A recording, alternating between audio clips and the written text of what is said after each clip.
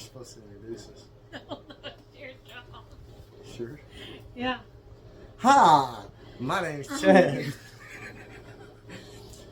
This is my wife, Dawn. Hi, my name's Chad. This is my wife, Dawn. And we are Yahuah's farm. Today, I think Dawn's gonna talk a little bit. Maybe. Yeah. So I was told that I was supposed to tell y'all about how we met and how our lives went. I don't remember as much as Chad does, so he's going to help me piece everything together. Because that's why he's here as my support person. So I guess we met on September 2nd. online website, by the way. MySpace. Yes, that's it. And when we first were talking, it was through the summer, and I was already seeing someone. And then when I broke it off with him, I started talking to Chad, and actually told him that I was ready to meet him.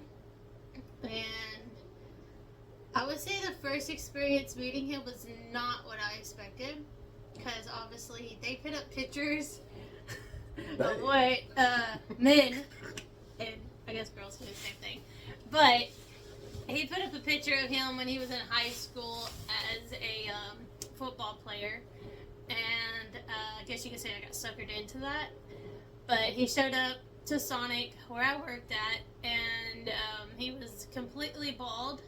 He shaved all his hair off. He had blue jeans on with holes in them, like all his knees, like you could just, and I was like, wow, you know, but I just got off work, so obviously it wasn't my first impression was I'm sure I smelled like Sonic, greasy food, and all my workers were like in the window watching to make sure, like, you know, Chad wasn't a serial killer or nothing like that. But it was still a good impression. He was very kind and nice, and I could see his heart. We did get to go for a walk after work. We got to go down to the park, and he helped me down to the caves. And he actually helped. Like, he turned around, grabbed my hand, and then, you know, was actually being a gentleman. So I gave him respect for that, at least. And then he met my family on the first day. My mom was home, my uncle, and my sister. And my mom was like, you know, a little defensive at first because she did recognize Chad. And my uncle definitely did not approve him. He's like, nah, he's a crackhead. And of course me, as a young girl, like, no, he's perfectly fine. And then my sister's in the bedroom as I'm getting cleaned up. She's like, yeah, Dawn, he's definitely a crackhead. Like, do you not see this? And I'm like, no, he's, you know, it's not like his picture, but I get it. So I still went, even though, like, everyone tried to warn me. I went to stay at his apartment, and I wasn't the type of person that just, you know, slept with the person on the first date. He knew that. He did respect me with that. Even though I won't say he didn't try. But we actually just got to sit around, talk, laugh, play games, whatever, cards. You know, it was a good night. He had nothing in his apartment, by the way. It was just a regular mattress on the floor. And that was about it. So he didn't really impress me with anything like that. It was truly just him. I won't say I wasn't nervous, but I still felt comfortable, I guess you could say. Then we stayed up all night. Barely got like maybe an hour or two before everyone started banging on the door. Who was first? The manager? Or your mom? I think it was my mom. So his mom is banging on the door, which at the time I did not understand why she was so upset. And I lied to her. Yeah. Told her I was going to a Christian get together. And needed money so he can go to this Christian event, and he used the money on eggs and fruit and stuff for smoothies to cook me breakfast. And then she came in, she saw the mattress and me laying in it, and she was like, basically just called me a slut. And she's like, I know she slept with you, the glow on her face, and it was very awkward. And his stepdad was there too, and he was definitely like, eyes were glued to me, checking me out up and down. It was very, very uncomfortable moment. So they finally left, and then it went 30, 40 minutes. Yeah. Then the manager to the apartment, they showed up. He's like, you need to be out at a certain time, all these things, and I was like, okay. So she didn't know 2 days before that I had tried to commit suicide and had the entire apartment complex completely evacuated as the SWAT team from Sherwood, Arkansas came up to try to get me out. But anyways. Yeah, that was a surprise too. I found this all out when we were all, I stayed the night with him. He opened up, told me everything, even what he'd gone through, him finding out about his daughter, and which everything he said didn't scare me away. Truthfully, I probably fell for him more. And I guess it wasn't long, his mom kicked him out of the house, and I felt even more sorry for him. So I asked my parents if he could move in with me. I'm not sure if that was the best choice for my parents. But we were still young. I mean, we were 19 when we first met. Wasn't a month later, I ended up pregnant. And since it was my first pregnancy, I didn't know, really anything. So it wasn't I was only, I would say 9 to 12 weeks along, and I had a miscarriage. That was, I guess, a wake-up call for me and Chad. We were at the hospital. They did the ultrasound. This was my first one. They showed me the ultrasound, and then when they realized there was no heartbeat, she turned it, and you could tell something was wrong. They at the hospital told us that just go home, allow it to pass, everything natural, and then reach out to a doctor if you need to. So we headed home that night. Me and him, we laid on our bed, and then we both prayed and talked. And then when we were done praying, we gave it to the Father. We were ready, and it was time. I don't think that was probably our deepest moment in prayer. That was our first time to ever pray to God together. Yeah.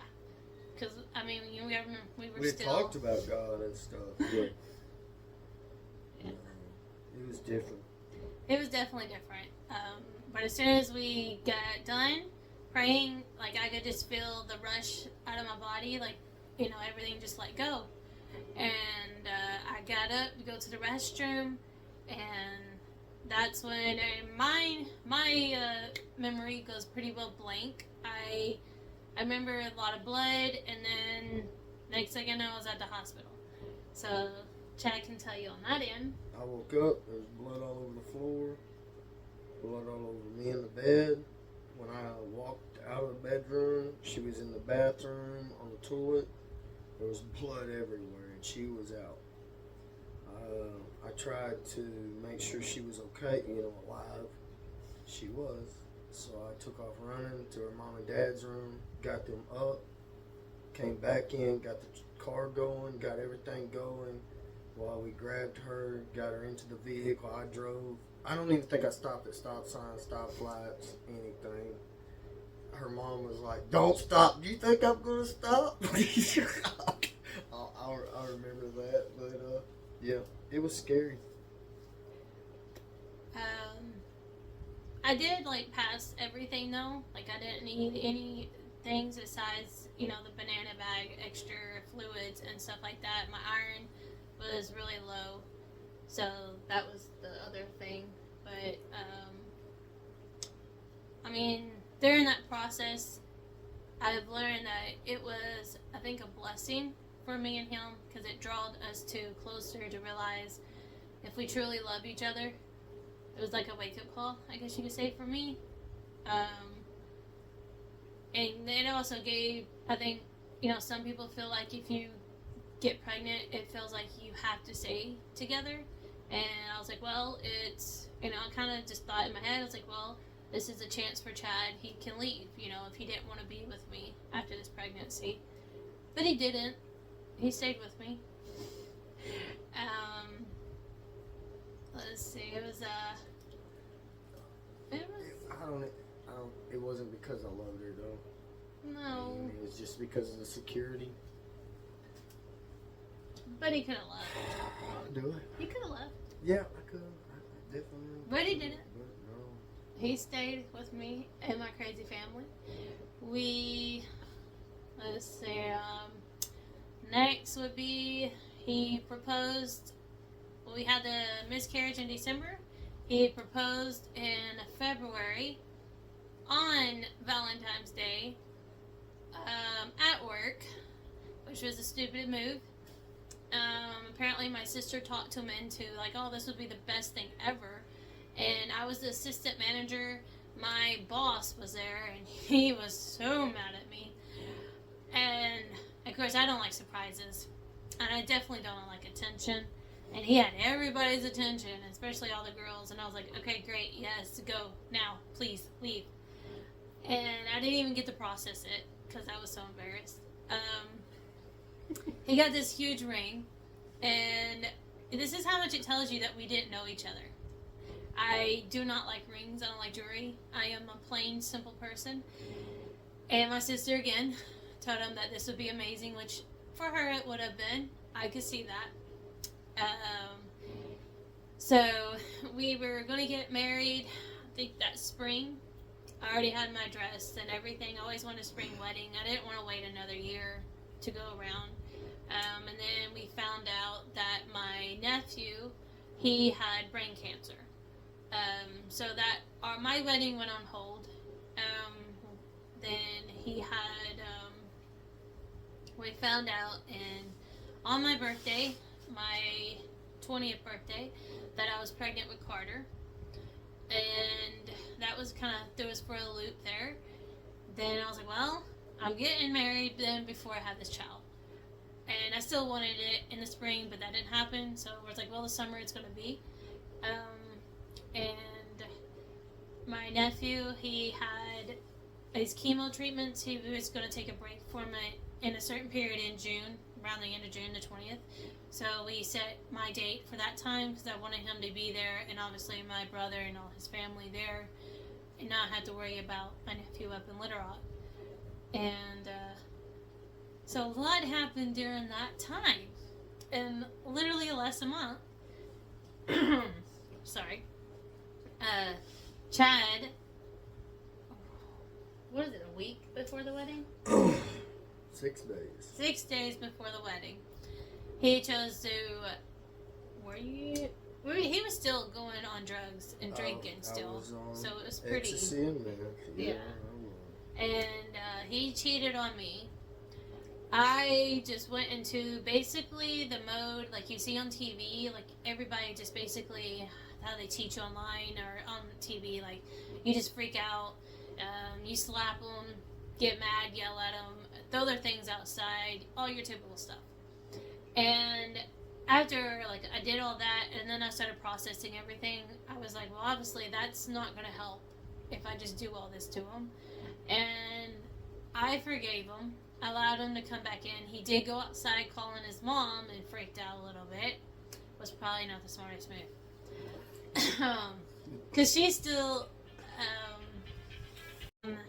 we told his mom about it. Oh, technically he did, not me. It was the next day. My family already was going to have a pool party. So my sister, she had her kids, my brother, dad, mom, everybody's there. And we're just out swimming like a normal day. Like, I didn't really allow it to affect my life. I mean, doesn't mean that I wasn't sad. But she came, and She just walks up in this house, didn't even knock, and my dad is like sitting there with no shirt on, and he's a very private person, unless family, you know, and he was like, what? And he comes outside, and she starts yelling everything. I don't remember much. I can only remember because I was in the pool with my sister, and all my sister could say was, Jerry Springer. And that was it. And I'm like, oh my gosh. And my mom and them were like, all right, you gotta leave. It's not, we're not doing this. Everything. She was mad that we were acting like everything was perfectly fine. It was okay for Chad to cheat on me. And that she was just, she thinks I could have done better. Which, truthfully, we both were doing wrong. So it wasn't like we were both, he was the only one wrong and I was innocent. We still got ready for the wedding. I did really ask him not to be drunk or high. That did not work out. He still did that. I was definitely pregnant and I was nauseous, very nauseous with Carter. To the point, like, I would get sick all day long. It never ended. And, so we got married. I went to our honeymoon, which is not the best when you're pregnant. It wasn't very fun, especially in the first trimester. We went to the water park. My uncle, he got this really nice hotel. So that was my first experience in a really nice hotel like that. We went to Wild River Country, if you know what that was, before it shut down. And I didn't get to enjoy it very much. When you're pregnant, you don't get to do that. Chad, though, on the other hand, had an amazing time as I sat there and watched. So, good times. After that, it was kind of a blur. I was really bad sick, and I was working at Sonic, so fast food, a lot of smells, even like onions. I tried to go in for morning prep. I went to the hospital because I was throwing up so much, dehydrated. So it was not the best time. I lost 20 pounds. So instead of gaining, I lost it. And finally, about the end of my second trimester, I started gaining some back. Finally, I got my 20 pounds back. And then at the end, close to delivery, I gained 1 pound. So the whole pregnancy was 1 pound. Can't complain there. I literally looked like I had a little basketball. So we met his family, his mom, December for Christmas. And this is when it all started. For me, at least. He was already kind of given the ideal of, her changing. Already started right before Christmas. Yes. I went over the high, messed up on something. And she set me down in the living room, or in the kitchen. So it was a big difference meeting her in December compared to the wedding, because that was the last time I saw her. At the wedding, you could see in pictures that she was very depressed. Like, it was really sad. But it gave a good idea of what she was going through at the time. Like, she even said she was ready to commit suicide again. Like, she's done this, she's talked about it before. So when I met her at Christmas, like, she was just full of life. Joy came back to her, and it was like, to me, that was the witness right there. And that was also the first time I ate lamb meat. She made lamb meat spaghetti. Why did that stick to me? Well, I'll tell you, being pregnant and eating lamb meat was did not settle very well. So that was interesting for me. And then that was the last Christmas she said it was in her home. She gave her husband at the time and her daughter, like, yes, y'all could put up your tree, but I'm not going to help you. And, it was very interesting to me because she stood her ground, but she gave grace. And then she told me the funny things like the father did about letting the tree fall on him. And she didn't even help him. She was like, no, this is your deal. She goes, I'm not helping with this. So I had a good laugh out of it, watching and listening to about, everything. After that, Chad went into his, I call it his little moment of just him and Father. And if anyone knows, when you're pregnant, your last trimester, I was only like 3 weeks before I was having Carter. And so I was just really emotional. And Chad just went on to his own cave, and it was just him, Father, and that was it. And I got no attention. I know that sounds like all about me, but it was just a moment that I thought I would spend with my husband. But I had glad he had that moment to also, learn. And he was learning about why we were doing Christmas and all these things that you learn when you come into this walk. And so I was like, This was 2009. Yeah, like right at 2009. Yep, January. And December, January. I'm not sure when I told you that I was ready for you to It was stop. before Carter was born. Yeah. And so I did ask him to quit. I asked him to come back. Basically, I'd rather him be on drugs just because I wanted my husband back. So I had Carter on the 20th, which was at the hospital. So a little bit about me. I didn't know anything about natural things. I didn't know about home births. I didn't even know there was a health food store. So Chad introduced me to all of this, which is mind-blowing to me. I had little complications after Carter. I wanted to breastfeed. I was very determined. His aunt knew a lot of health things, and his mom both.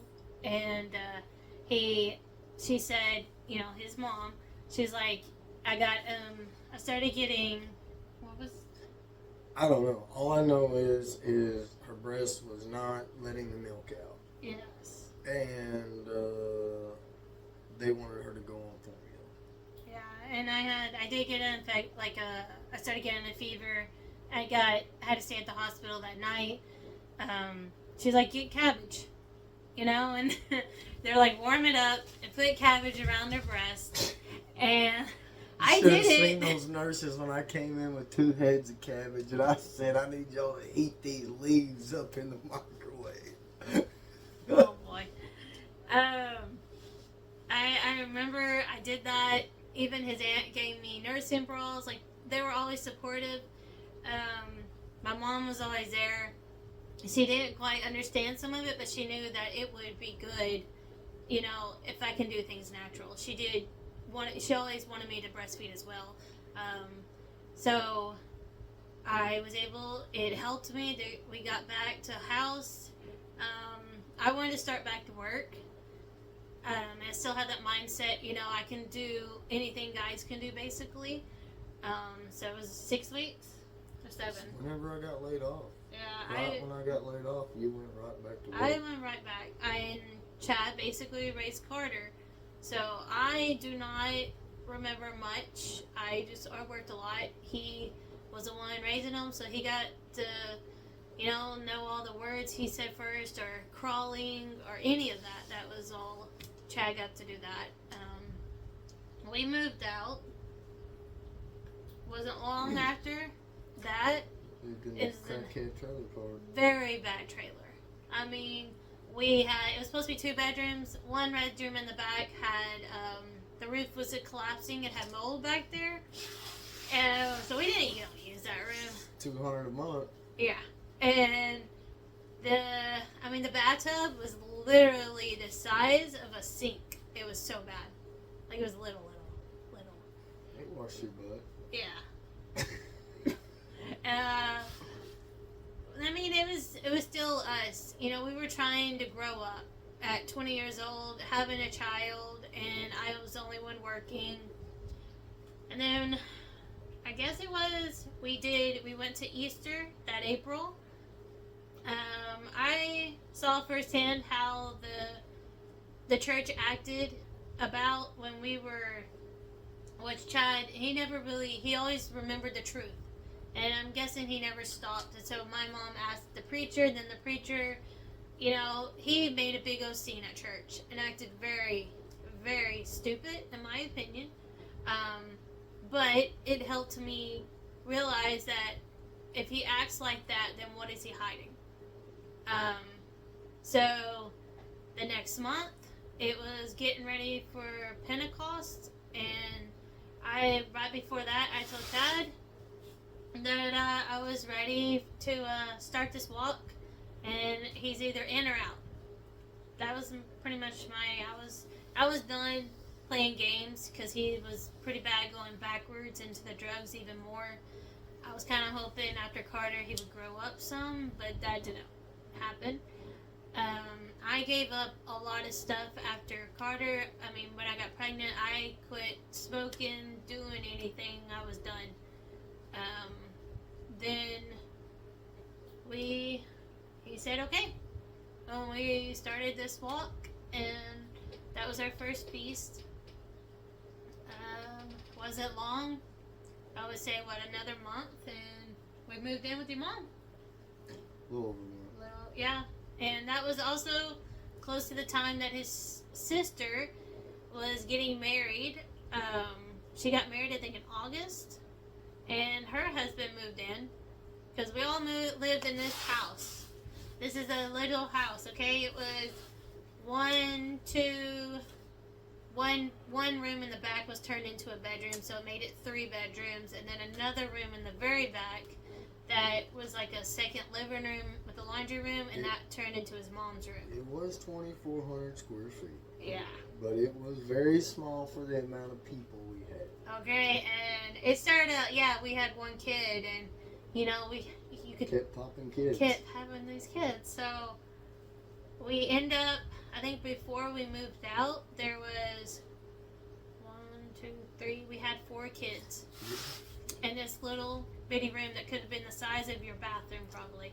So it was small room. Most of your bathrooms, I guarantee you. And I mean, we had a little closet. I was thankful for that little closet. Don't get me wrong. And we shared a bathroom with his sister. His sister and husband, they had, I think when we moved out, 4 or 5 kids as well. Or she was pregnant. Yeah, she was good. So it was a lot. And then his mom was there. There was a lot of growth. A lot. A lot of change. His stepdad was there, and then wasn't long. By the time when we moved in, by December, he was already getting moved out for choices that he made. Normally when you walk in the light, what happens is darkness cannot stay in the light. It has to be revealed, just like shining a light, flashlight in darkness.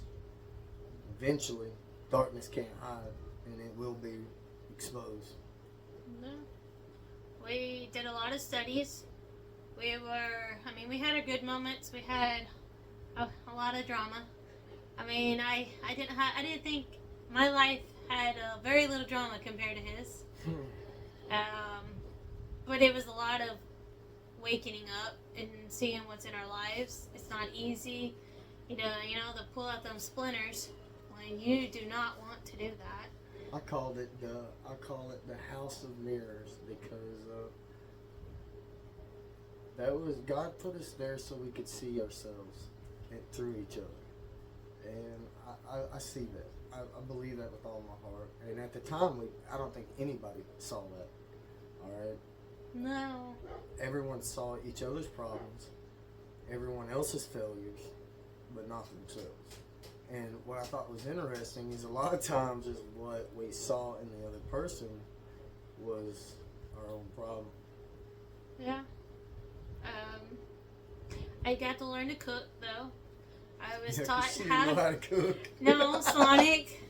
That's all I had experience. I mean, no offense to my mom, but she didn't cook. It was always, a lot of store-bought boxes.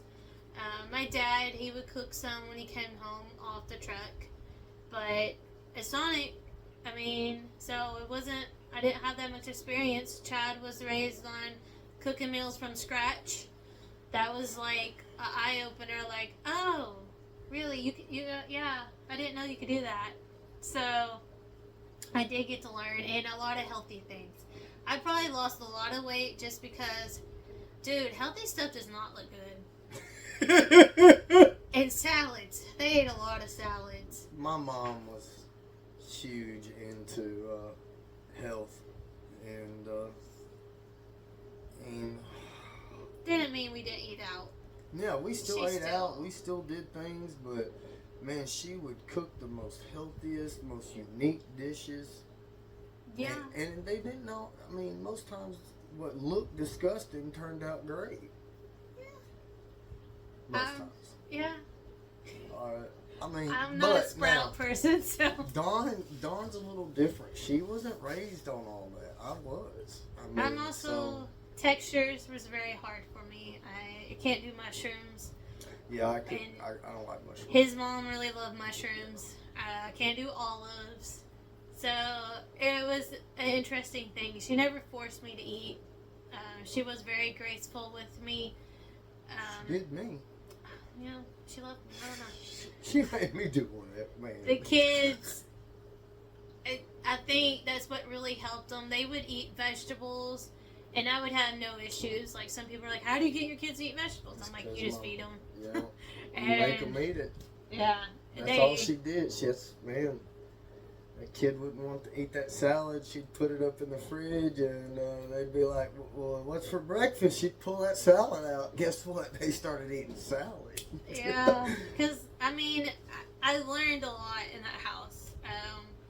I also learned about worshiping. His mom, I mean, she would dress up in these bright colors and have these big earrings on and a hat, and, I mean, she was decked out. Even though we're just staying at the house for Sabbath. I mean, but she had to dress up. And my daughter, Isabella, she was the same exact way. And I'm like, Father, because my joke is, I never wanted daughters. Because they're girly. And I'm not a girly girl. I like boys. I like adventure. Go do things. So when I had Isabella, I was like, I don't know what to do. She's like, you know, his mom was like, oh, don't worry. We'll get her this dress, that dress. We'll get her these hair bows and these shoes. And I mean, Isabella would dress up. She had this pink sparkle hat on, rainbow tutu, rainbow shirt to go with it. All had to match. She was just like her Nana. And they would be dancing all the time. And I was just, it was a good experience, I would say, in that area, because now Isabella has not changed. They have taught Leo all of this. So if you know our youngest daughter, she loves her dresses. She loves to dance and sing, and I mean, she's really loud. That is definitely because of her, because I didn't do that. I do it now at the house with the kids, not so much public, but I will have fun at the house because I feel comfortable. But that is probably about the start, I would say, of us on this walk before we moved out.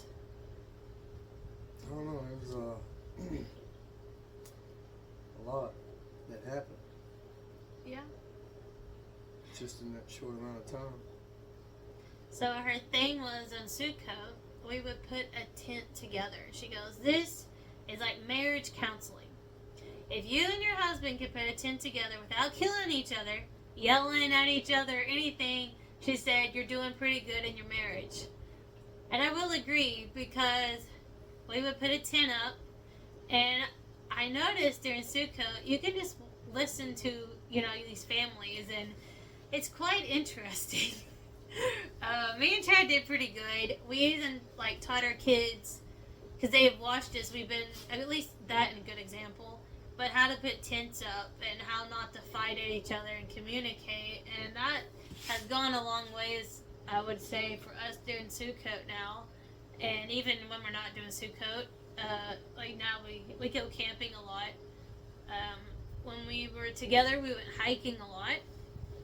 That was our biggest thing we like to do, because we were all outdoor people. That was really fun to get to see sights in Arkansas, beautiful places. I mean, all this allowed me to see more, I guess you could say, in this walk than just going to church every Sunday. And it was a good time to be able to just, we went, I don't know, somewhere up north. beautiful area of rocks, and we just set out and picnicked, and we had our shofars. 56 Arkansas. Yes, and we had our shofars.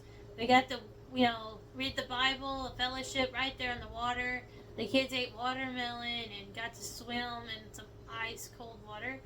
But it was just nice to do something different and not be like everybody else. And it's 3 families coming together, and we were just having a good time. So we still had family time, but also we got to read the scriptures and pray. A lot of study. Yes. A lot of study. What, baby? Shut the door.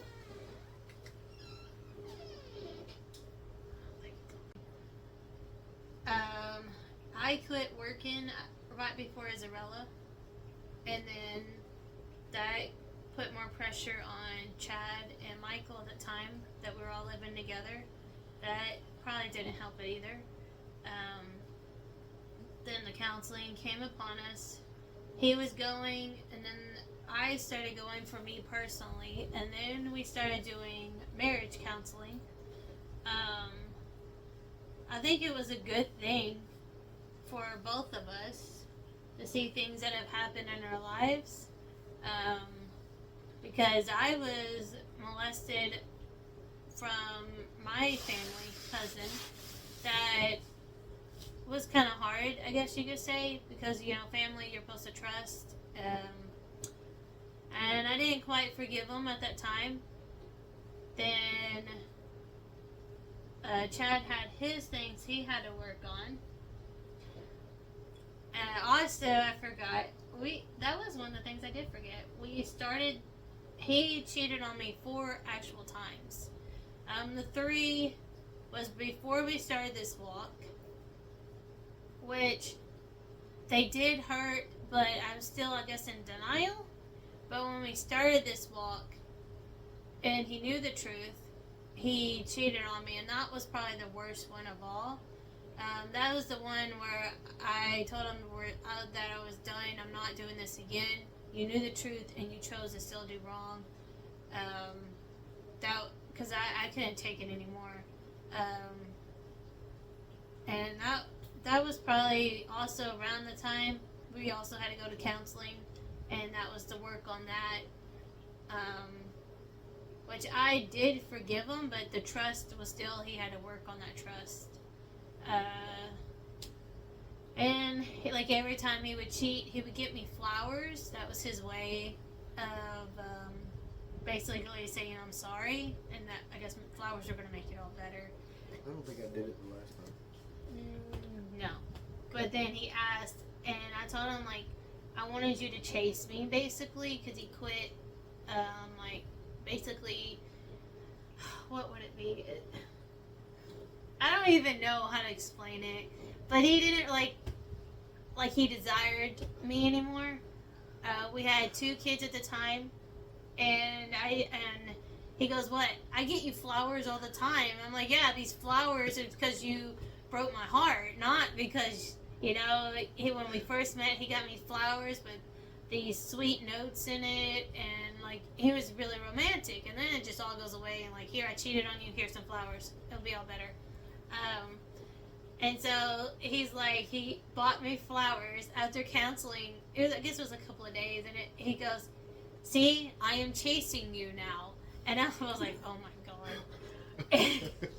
And I did keep his little notes because I always wanted to remember and, remind him of these moments that he was a booty. But yeah, the counseling, I would say it helped out. Recognize some things that was in our lives and help us to come together. We did, when his counselor, which he was a really good man, he was graduating from Harding, and we tried another one, and we knew then that it was done. We're not doing counseling no more. He was invested in us. Yeah, he was a really good one, and we knew. When we had the new counselor, we both looked at each other and were like, nah. Father says it's time to move on. And we were like, okay. So we moved on, and we kept on growing. We didn't go backwards. We didn't stop where we're at. Yes, it was time for us. So I guess that would, and then we were getting ready, and it was time time for us to move on, to move into our own house. And that was another experience in life. I started to fall in love. Just so we know, because before all this, I didn't love Don. No. I was just with Don. Yeah. I learned, his mom told me that it was, just make sure you never put your husband before Yahuah. So I did learn that, to keep Yahuah first and not put my husband above him or my children. That was a lesson right before we moved out too. And we moved into these trailers where we were still by his mom and sister, but we were all separate areas. So that was kind of nice. We had a little space to our own. We rented all the trailers but one. Yeah. Which we couldn't rent it. Spot. Because that one was available. Yeah. Somebody was in there. Yeah. He only came like once every 6 months for like 3 weeks. Yeah, the trailer parks. That was an experience too. These were older trailers still. We ended up with a 2-bedroom trailer with 4 kids. So Carter got to share a room with the 2 younger girls, and then we had Ruth in with us. She was still a baby. And then Chad decided he wanted to start getting chickens. Whose farm began? Hatching chickens in our bedroom. He even had, what are them, grub worms? No, what kind of worms were them? Mealworms. Mealworms. So disgusting in our room. And we had, the kids loved it.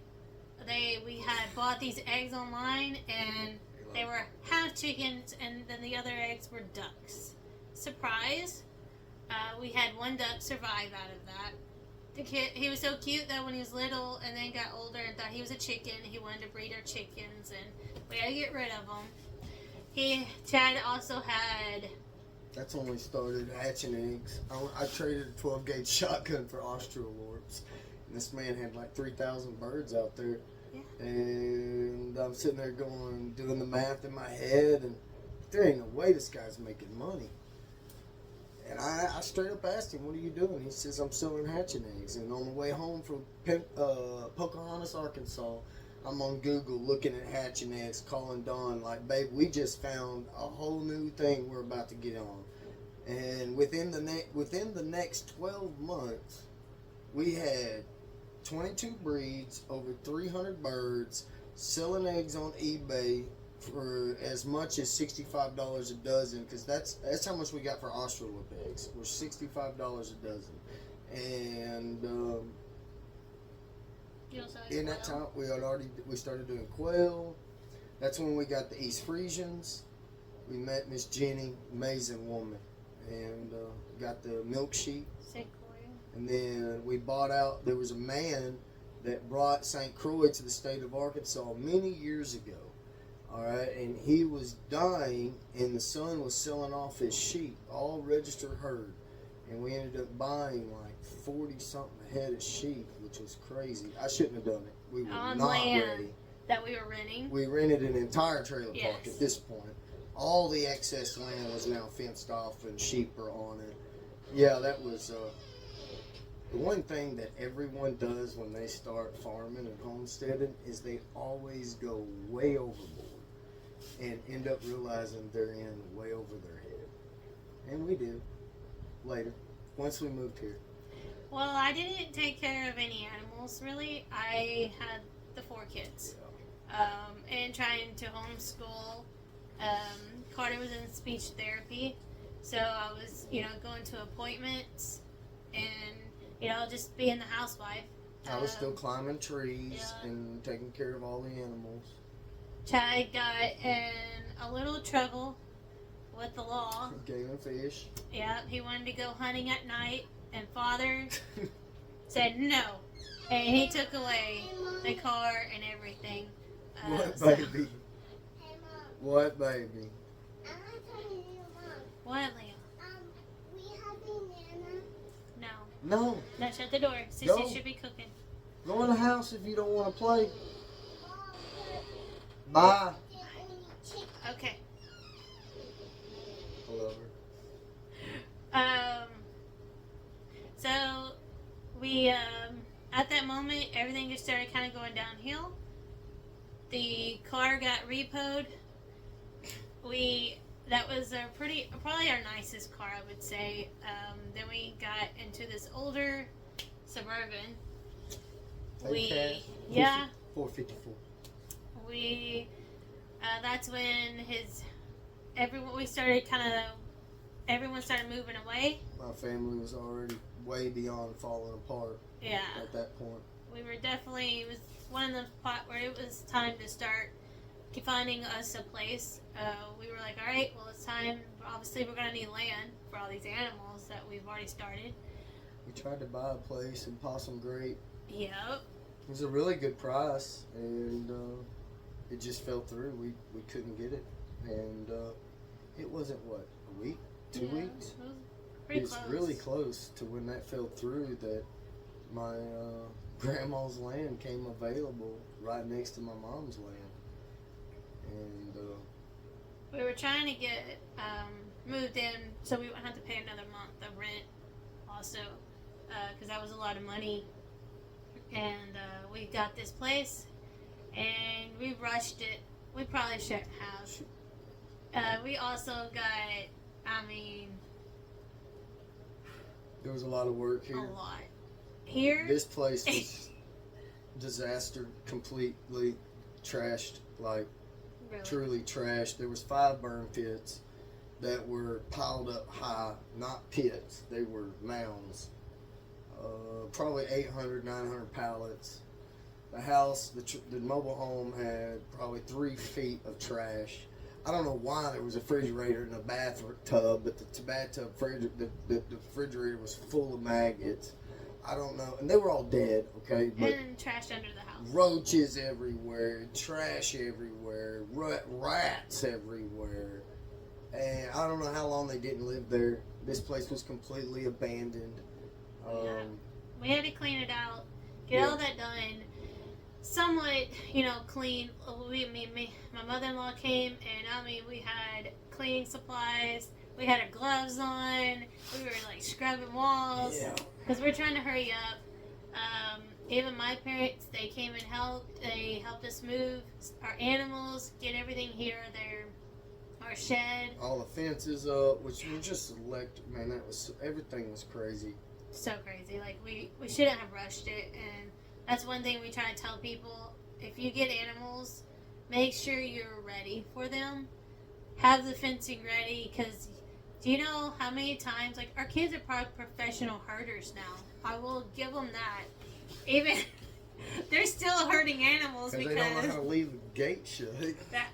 Well, at first it was not their fault, but now they're like, they say they accidentally left the gate open, but I think it's because they want to go venture, so they're like, oh, the sheep are out, I gotta go. And I'm like, I'm thinking you're all doing this on purpose. They enjoyed it though, because the neighbors would like have their phones out, and they're like, look at these, this is so awesome. Yeah. Look at this. Like, our daughter, she snatched up our turkey. It was on our neighbor's porch, which they did it. They just wanted us to get it off. We understood why. We're going way too far into episode 2. Sorry. We're You're the gonna one who have told me. to pause it because in the next video we're going to talk about how Yahuah's farm transitioned from the trailer park to where we are now, and how we got this place, and how we have become what we are today. I don't know. Maybe something else. Who knows? But anyways, we will say our goodbyes, right? How do we say goodbye on a video? See you next time. See you next time. I'm gonna beat my wife.